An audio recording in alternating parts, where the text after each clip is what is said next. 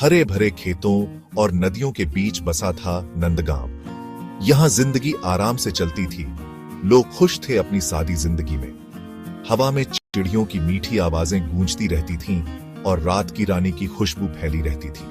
लेकिन जैसे ही सूरज डूबने लगता, गांव में एक अजीब सी खामोशी छा जाती और धूल भरी गलियों में लंबी परछाइयां पड़ने लगती, क्योंकि नंदगांव के बीचों बीच एक पुरानी हवेली थी जो रहस्य और अलौकिक कहानियों से घिरी हुई थी।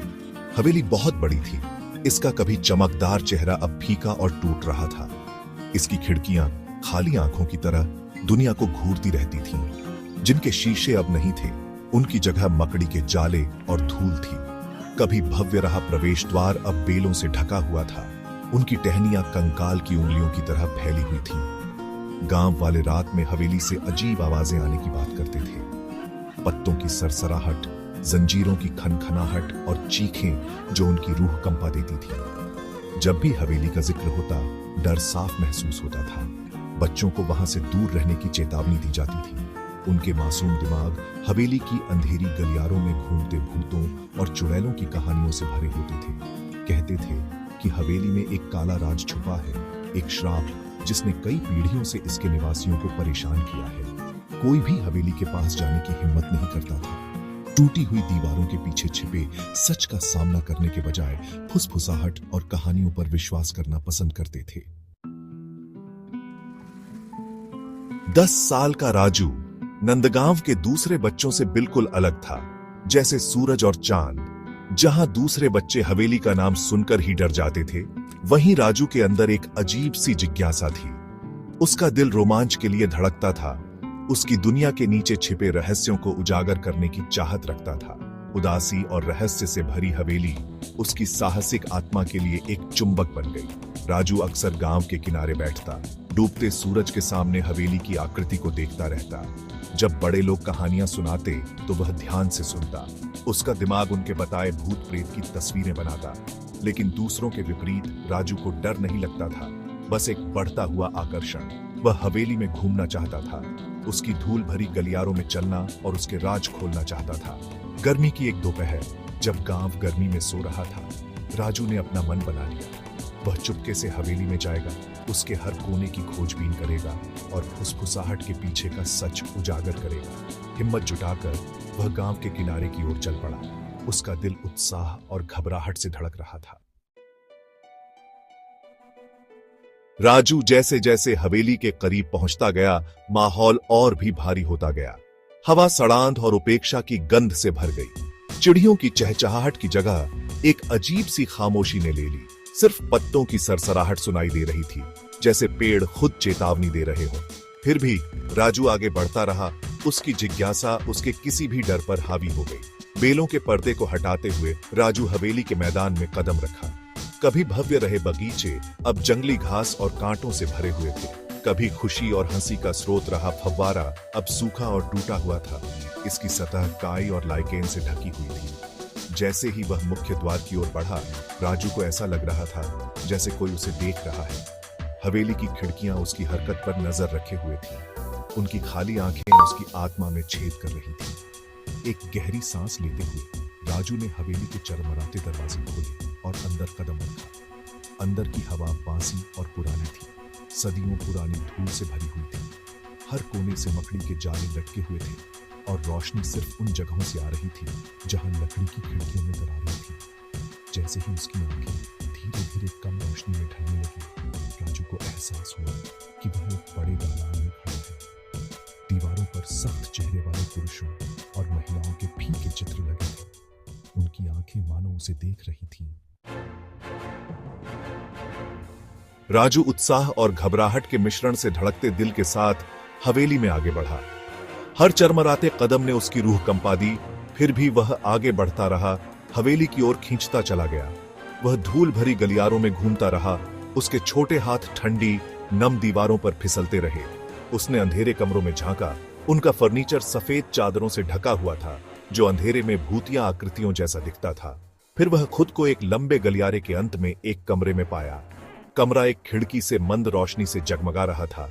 उसका शीशा मैला और मकड़ी के जाले से भरा हुआ था। कमरे के बीच में एक शानदार ड्रेसिंग टेबल थी, जिसकी सतह धूल और मकड़ी के जाले से ढकी हुई थी, और उस ड्रेसिंग टेबल पर एक अलंकृत चांदी के फ्रेम वाला शीशा रखा था। जिज्ञासु होकर राजू करीब कदम बढ़ाया। उसकी सांस उसकी गले में अटक गई जब उसने अपना प्रतिबिंब देखा, लेकिन वह अकेले उसका प्रतिबिंब नहीं था। धूल भरे शीशे में उसके पीछे एक जवान लड़की खड़ी थी। उसका चेहरा पीला था, उसकी आंखें चौड़ी और एक अकटनीय उदासी से भरी हुई थी। उसने एक बहता हुआ सफेद गाउन पहना था। उसके लंबे काले बाल रेशमी झरने की तरह उसकी पीठ पर गिर रहे थे। राजू घूम गया। उसका दिल तेजी से धड़क रहा था, लेकिन कमरा खाली था। वह वापस शीशे की ओर मुड़ा और लड़की चली गई थी। वह फिर से अकेला था। भाग 5। राज का खुलासा। हिल गया पर रुका नहीं। राजू अपनी खोज जारी रखा। उसे चमड़े की झिल्द वाली किताबों से भरी अलमारियों वाली एक धूल भरी पुरानी लाइब्रेरी मिली। जैसे ही उसने उनकी रीढ़ से धूल झाड़ी, उसने पाया कि वे पत्रिकाएं थीं। हवेली के पूर्व निवासियों के व्यक्तिगत वृत्तांतों से भरी डायरियां। हर पन्ने के साथ एक दुखद कहानी सामने आई। प्यार, हानि और एक श्राप की कहानी जिसने पीढ़ियों को परेशान किया था। पत्रिकाओं में माया नाम की एक खूबसूरत युवती के बारे में बताया गया था, जो कभी हवेली में रहती थी। माया विजय नाम के एक युवक से बहुत प्यार करती थी, लेकिन उनका प्यार मना था। विजय एक आम आदमी था, जबकि माया एक अमीर जमींदार की बेटी थी। उनके प्यार से नाराज होकर माया के पिता ने विजय को मार डाला। दिल टूटने पर माया ने अपनी जान ले ली। हवेली और उसके निवासियों को हमेशा के लिए श्राप देने की कसम खाई। पत्रिकाओं में दावा किया गया था कि माया की आत्मा शांति न पा सकने के कारण हवेली में भटकती रही, उस अन्याय का बदला लेने के लिए जो उसे भुगतना पड़ा था। कहा जाता था कि वह हवेली की दीवारों के अंदर फंसी हुई है। उसकी आत्मा ड्रेसिंग रूम में रखे अलंकृत शीशे से बंधी हुई है। यह उसकी छवि थी, जिसे राजू ने धूल भरे शीशे में देखा था। भाग 6। हिम्मत की रात। उस रात राजू सो नहीं सका। वह जागता रहा। उसका दिमाग दिन की घटनाओं को दोहराता रहा। उसने माया की दुखद कहानी, उसके दुख, उसके गुस्से और शांति की उसकी सख्त जरूरत के बारे में सोचा। तब उसे पता चला कि उसे क्या करना है। उसे माया को शांति पाने में मदद करनी थी, भले ही इसका मतलब अज्ञात का सामना करना हो। जैसे ही चांद ने उसके कमरे में लंबी भयानक परछाइयां डाली, राजू चुपचाप अपने घर से बाहर निकल गया। कांपते हाथ में लालटेन पकड़े हुए वह वापस हवेली चला गया। गांव खामोश था। सिर्फ उसके दिल की धड़कन की आवाज सुनाई दे रही थी। वह डर और अंधविश्वास का बोझ अपने ऊपर महसूस कर सकता था, लेकिन वह आगे बढ़ता रहा। एक नए दृढ़ संकल्प से प्रेरित होकर वह हवेली में दाखिल हुआ। रात के सन्नाटे में इसकी खामोशी और भी गहरी थी। हवा भारी थी, प्रत्याशा से भरी हुई थी। टिमटिमाती लालटेन की रोशनी में परछाइयां नाचती हुई प्रतीत हो रही थी। राक्षसी आकृतियां ले रही थीं, जो उसकी रूह कंपा देती थी।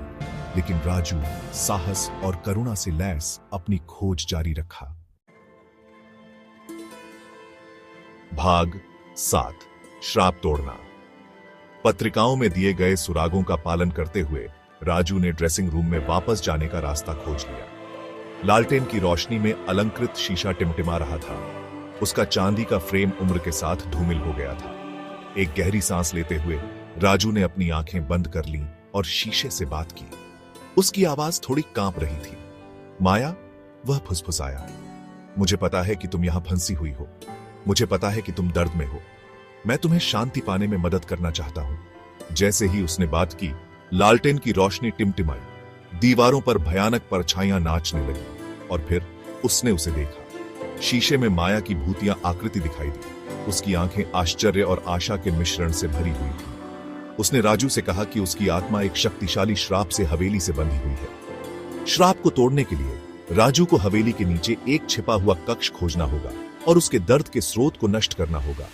एक छोटा लकड़ी का म्यूजिक बॉक्स जो उसकी पसंदीदा धुन बजाता था। माया के मार्गदर्शन से राजू ने लाइब्रेरी में चिमनी के पीछे एक गुप्त रास्ता खोजा। यह रास्ता पृथ्वी की गहराई में एक पुरानी मकड़ी के जाले से भरे कक्ष में ले गया और वहां कक्ष के केंद्र में एक छोटा लकड़ी का म्यूजिक बॉक्स रखा था। राजू ने हाथ बढ़ाया और बॉक्स खोला। जैसे ही भूतिया धुन बजने लगी, वह माया के दुख का बोझ अपने ऊपर महसूस कर सकता था। कांपते हाथों से उसने म्यूजिक बॉक्स को पत्थर के फर्श पर पटक दिया।